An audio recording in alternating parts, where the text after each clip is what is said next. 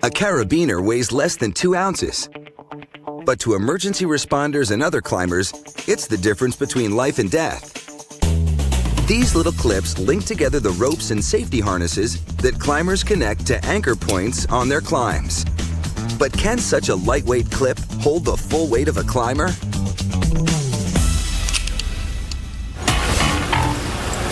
To make the carabiners both as strong and as lightweight as possible, they're made from long rods of the same material used to make the wings on commercial jets. It's a mix, or alloy, of 2 metals, aluminum and zinc. Together, they're lighter and stronger than any single metal on its own.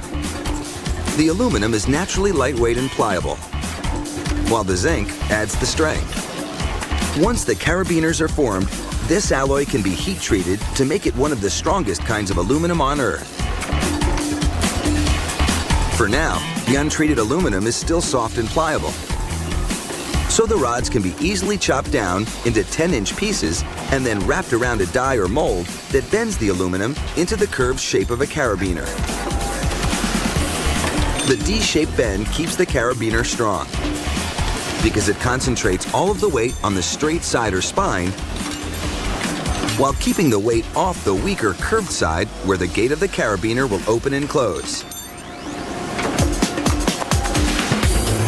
Once the aluminum is bent, the curved pieces travel through an oven that heats them to 800 degrees.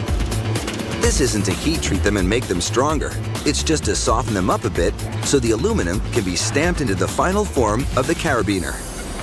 When the aluminum reaches just the right consistency, a pair of robotic pliers plucks the hot pieces out of the oven and places them in a powerful press that uses a hydraulic die to stamp ridges and gate attachments into the aluminum. It takes 500 pounds of force to press out the carabiners. The incredible pressure also squishes the excess aluminum out of the die, which makes the carabiners lighter. But it leaves a messy edge. So once the aluminum is cool, a trim press cuts away the extra to clean up the edges. Now that the carabiners are fully formed, the aluminum can finally be heat treated in a furnace to activate its super strength. Huge bins holding 5,000 carabiners each are hoisted up into the furnace where the carabiners bake at 870 degrees for 3 full hours. The heat evens out the mix of aluminum and zinc molecules in the alloy and bonds them together to make the alloy even stronger. When the 3 hours are up, the baskets full of carabiners drop out of the furnace and into a vat of cold water to lock in the final molecular structure. But all that strength is no good to a climber unless the carabiners are completely smooth. Because if there's one sharp edge, it could sever the rope. So the carabiners get a good shaking inside a machine called a vibratory that slowly tumbles them in a bath of wet soapy stones to smooth out the sharp edges and burrs. As the carabiners spill out of the vibratory, they're collected up and sent through a polisher that uses soapy water and metal beads to polish the aluminum. Finally, they tumble in a bin of ground corn cobs that polishes them to a pristine shine.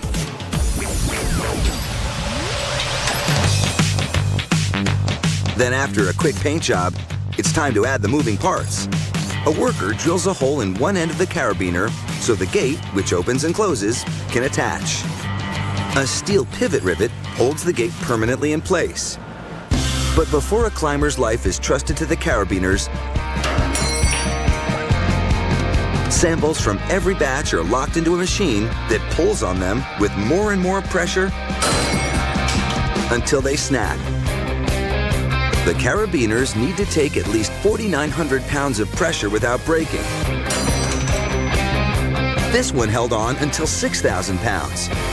If the samples pass the snap test, every carabiner in the batch goes one by one into a machine that simulates the weight of a 250-pound person hanging on a rope. Once in the machine, a robotic arm opens and closes the gate to be sure it functions while supporting the weight. If the carabiner can take all that, you know it's ready to lock, load, and carry you to the top.